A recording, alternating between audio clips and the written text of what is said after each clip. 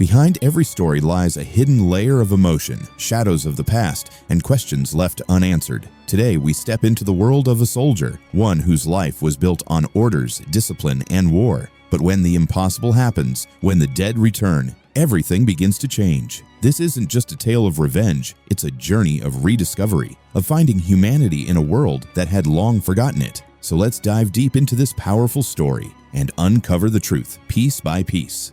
In the scorching sands of a desolate desert, Clavius walked alone. Exhausted and parched, his steps slowed. Suddenly, he spotted a small hut in the distance and sought shelter there. The owner of the hut offered him food, but when he noticed a small ring on Clavius' finger, he was startled. It was an ancient ring, once worn by warriors. With surprise in his voice, the man asked, "Where did you get this?" That question stirred something deep within Clavius. His eyes drifted into a daze as a buried memory returned, one filled with war, darkness, and pain. His words, as if echoing from the ruins of the past, began to surface. A story of a life long lost, struggling to be remembered once more. For nearly 30 years, Pontius Pilate, a powerful governor, ruled over a vast empire. Under his reign, the empire was like a battlefield, where every decision was marked by harshness and the strength of authority. He commanded a massive army, and among them was the most glorious and fearsome soldier. Clavius was a warrior of unparalleled courage and boundless cruelty. He had no mercy or humanity in him, setting him apart from the other soldiers. Every battle was a new opportunity for him, where he stood before his enemies with an immense power and relentless ferocity. He participated in every battle, and each time he returned, raising the flag of victory high. Even the enemy trembled in his presence because, on the battlefield, he was an unstoppable force. In Clavius's heart, there was no room for compassion, only the relentless pursuit of domination and war. His eyes reflected a dark, unwavering resolve that never allowed him to stray from his path. His indomitable courage and capacity for resistance made him a terrifying legend in the eyes of all. The mere mention of this merciless soldier's name was enough to make his enemies mentally surrender. Every step Clavius took marked a new chapter where victory was his sole purpose. In this vast empire, the Jews lived their lives devoted to their deep faith and loyalty to one true God. They believed that He alone was the Creator, and their lives were guided by His divine command. But at the same time, in a corner of the empire, a new kind of leadership was beginning to rise. This new leader, named Zildus, had a presence and ideology that sparked a revolution within the empire. Under Zildus' leadership, tensions between the religious and political realms started to escalate. He promoted a perspective that directly contradicted the fundamental beliefs of Judaism. His ideology, which represented a new political philosophy, gradually created divisions among religious groups. The governor looked at his soldiers and issued a command in a stern voice: "Be even harsher." His words silently coursed through the soldiers, instilling a terrifying strength in them, where now only domination and victory mattered. Zildus said, "No matter what happens, when their God comes among them, they will not be able to protect this empire." Upon hearing this, Clavius's anger intensified. He struck him harder and harder until eventually he sent him to the afterlife. With that, Clavius gathered his soldiers and set off toward the royal palace. The governor spoke to Clavius in a stern voice. "I have ordered the punishment of 3 men.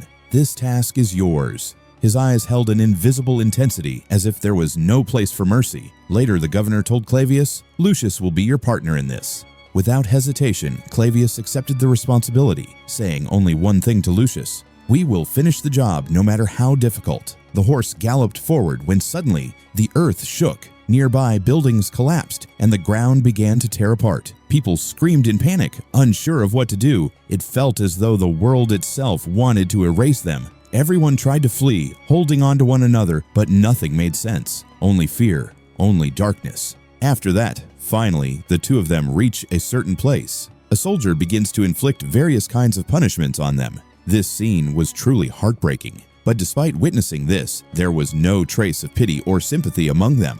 According to their orders, one soldier begins to carry out the punishment on the first 2. However, the third one is carefully observed. His name was Jesus, a man whom many had followed, accepting him as a guide for life.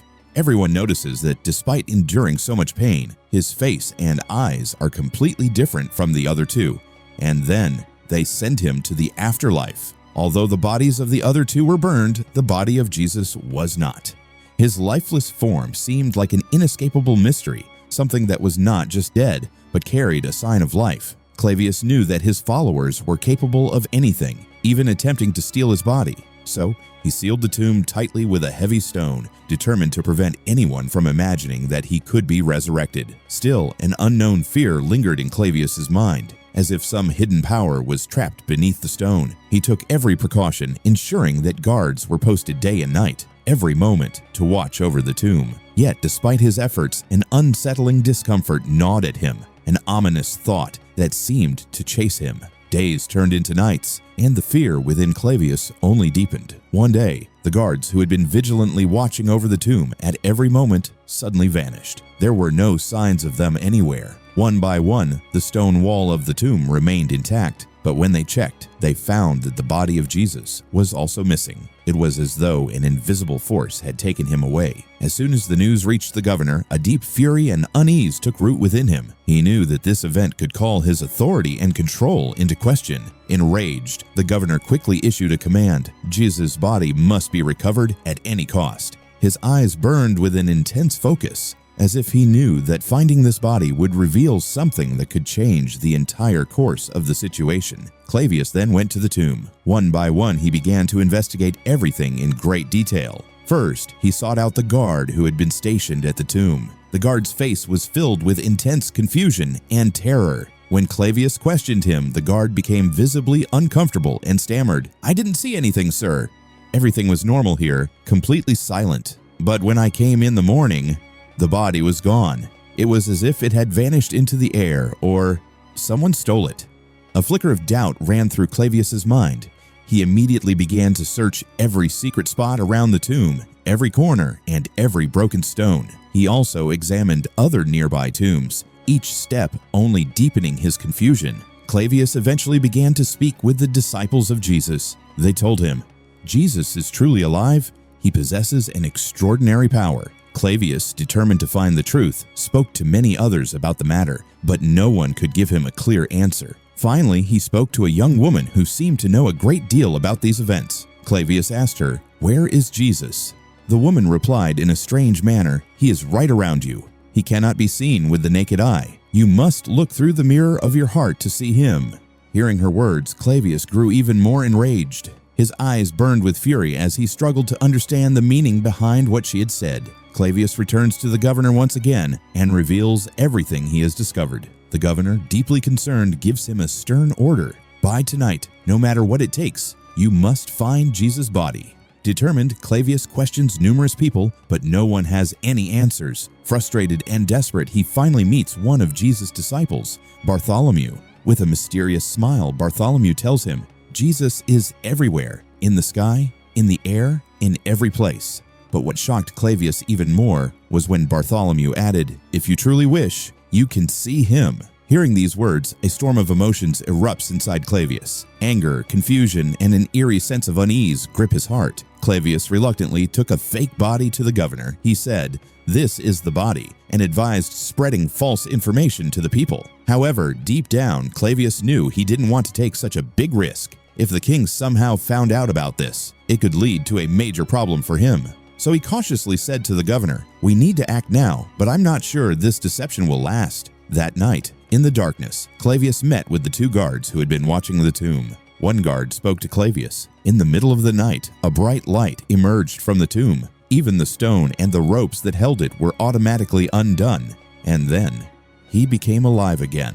At first, Clavius found the guard's words strange, but he silently listened, intrigued by what he was hearing. Hearing this, a deeper curiosity stirred within Clavius. He went straight to the disciple who had told him, "If you wish, you can see him." A single question formed in Clavius's mind. Would he really be able to see Jesus? A strange desire arose within him, one that he didn't even want to admit to himself. The disciple then led Clavius to a secret place, a location where they knew Jesus would appear to meet them. Upon reaching the spot, Clavius felt a strange mix of excitement and doubt in his heart. Until now, he had given up on his investigation, but now he genuinely wanted to know, was Jesus truly alive? In a matter of moments, Clavius's entire perception changed. He stood in awe as he saw, right before his eyes, the very man they had tortured and sent to the afterlife just days ago, standing alive before him. Looking at the living face of Jesus, Clavius was overwhelmed with a flood of memories of the day he had brutally struck him. The image of that solitary broken figure rose before his eyes. Clavius stood there, speechless, stunned into silence, his heart filled with an immense sense of discomfort and confusion. At that very moment, his companion Lucius arrived. He asked Clavius, "Will you attack them?" Clavius, in a voice full of uncertainty, replied, "No, I will not attack." His mind was overwhelmed with fear and disbelief. He thought to himself, how can a dead man come back to life? Finally, Clavius slowly entered the room where Jesus was. His appearance had completely changed due to his fear and anxiety. Though Jesus looked at him with a smile, in the blink of an eye, he vanished. Everyone present was left stunned, their minds struggling to comprehend what they had just witnessed. Even Mary Magdalene cried out, "We should go to the place where Jesus told us to go." With that, everyone began their journey, one by one, as if stepping into a new world, a world where unknown mysteries awaited. As evening fell, Lucius took the governor to the tomb, but when they arrived, they found no trace of Jesus. However, they did notice a letter placed on a stone. The letter had Clavius's name written on it. The governor picked up the letter and began to read aloud. The letter read, "Do not seek me."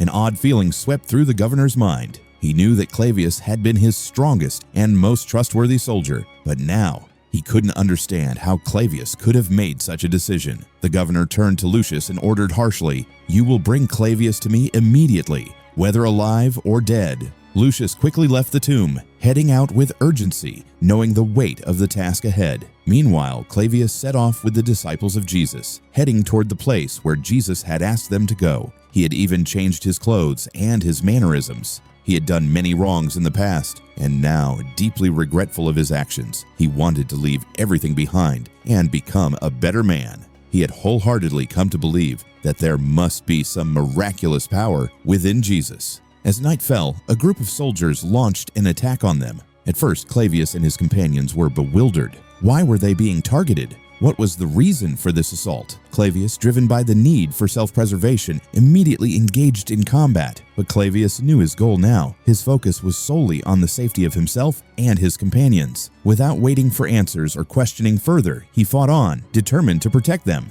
And so, the night passed, filled with the sounds of battle. The next morning, Clavius and his disciples resumed their journey. After the battles of the previous night, they were exhausted, but their resolve remained unshaken. They knew that ahead of them lay an even tougher path and greater challenges. Each step felt like a new test, pushing them further toward the unknown. With every move, it seemed as though they were stepping into a new world. As they moved forward, Clavius suddenly noticed that hundreds of the governor's soldiers had arrived to capture them. The situation quickly turned dire. Clavius, realizing the imminent danger, signaled to his disciples, and they began to flee. In the chaos that followed, everyone scattered, each person running in different directions, trying to escape the looming threat. But just then, a strange moment occurred. His companion, Lucius, stood before Clavius with a sword in hand. There was a peculiar resolve in his eyes, a determination that seemed unyielding. Lucius said, "I'm here to take you back.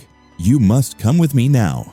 A sense of peace crossed Clavius's face. He knew deep down that his life had changed. He no longer wished for the path of escape, fighting, or seeking revenge. He wanted to leave all of that behind and become a better man. Yet, even though Lucius tried to bring him back, Clavius knew his path had diverged. His journey now was one of redemption, a new beginning. But Lucius, whose mindset had not changed, did not listen to Clavius. Instead, with sword in hand, he began calling out to his comrades. They all advanced together, as if their sole mission was to bring Clavius back. In that moment, Clavius acted with remarkable speed. He swiftly seized the sword from Lucius's grip, a surge of newfound strength and determination coursing through him. His eyes held a fierce, resolute gaze that stunned Lucius. Clavius firmly held him and, with a serious tone, said, "Leave. I will not walk your path any longer." In that instant, Clavius made it clear his journey was no longer one of violence or submission. He had found his own way, and no force could sway him from it. Clavius felt an inexplicable emptiness in his heart, but within him was also an unwavering belief. This was the right decision for him. He and his companions soon arrived at the coastal region, where they boarded a boat and began their journey. They sailed throughout the night, pushing forward toward their destination. As morning arrived, Clavius and his companions continued their journey through the tranquil waters of the sea. Suddenly, in the distance, they saw a magnificent glow radiating. There, in the corner of the sky, stood Jesus. His awe-inspiring presence, his radiant form, and the peaceful aura around him struck Clavius's heart like a bolt of lightning. It was as though the very heavens had opened up, and in that moment, Clavius knew his life had changed forever. The weight of his past began to melt away, replaced by a profound sense of peace, as he understood that he had found his true path.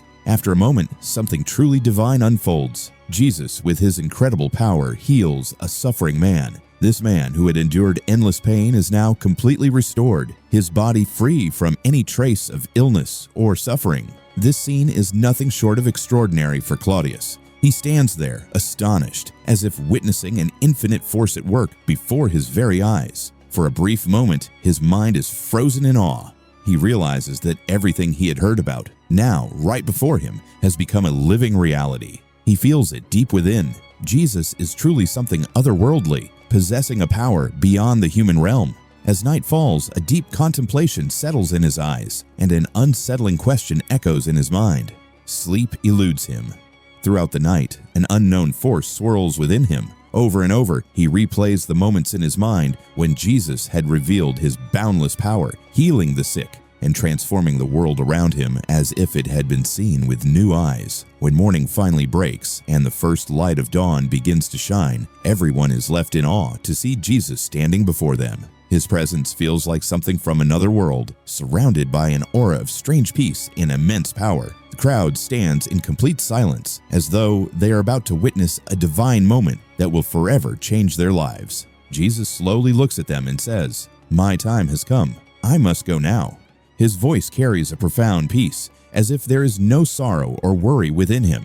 It's as though he knew this moment would arrive, and that he must follow his path. As soon as he finishes speaking, a sudden, intense, supernatural light bursts forth. In that blinding radiance, his very existence seems to dissolve. For a brief moment, a deep silence fills the air, as though time itself has stopped. Claudius and his companions stand there, entranced, feeling a strange mixture of sorrow and awe in their hearts. They know they are witnessing something beyond human comprehension, something that transcends the earthly realm. The story then shifts back to the present. The owner of the house asks him, "Do you really believe in all these events that have happened in your life?" Claudius replies with certainty, "Yes, I believe, and I will spread the story of Jesus, his life, and his power wherever I go." With that, he embarks on his journey. And so, the movie ends here. How did you feel about today's story? Be sure to leave a comment and let us know. Thank you so much for watching the video.